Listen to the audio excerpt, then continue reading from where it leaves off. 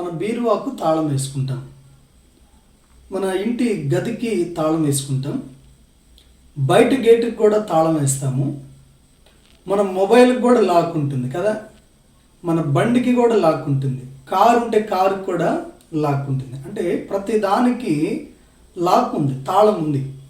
ఎందుకోసం అంటే బయట ఉన్నటువంటి దొంగలు, బయట నుండి దొంగల యొక్క ప్రభావం మన మీదకి రాకుండా, లేకపోతే మన ఇంట్లో పడి చొచ్చుకోకుండా ఉండటానికి తాళం అనేటువంటిది మనం వేస్తాం. అలానే మన బైక్ వేరొకళ్ళు దొంగిలించకుండా ఉండటానికి లాక్ వేస్తాం. బండికి లాక్ ఉంది, కారుకి లాక్ ఉంది, ఇంటికి లాక్ ఉంది, ఫోన్కి లాక్ ఉంది, బీరువాకు లాక్ ఉంది. అన్నిటికీ లాక్లు ఉన్నాయి, అన్నిటికీ తాళాలు ఉన్నాయి. అలానే నీ హృదయానికి కూడా తాళం ఉంది. వెలుపట ఉన్నటువంటి సాతానుడు, లోకంలో ఉన్నటువంటి శరీరాశ, నేత్రాశ, జీవపు డంబము ద్వారా అపవాది ఒక విశ్వాసం మీద చొచ్చుకుంటూ ఉన్నప్పుడు వాటిని ఎదుర్కోవడానికి, ఎదిరించడానికి, వాటిలో పడిపోకుండా ఉండటానికి నీ హృదయానికి కూడా దేవుడు ఒక తాళపు చెవిని ఉంచాడు. ఈ లాక్ నువ్వు కలిగి ఉంటేదే నీకు సేఫ్టీ. అదేంటో తెలుసా?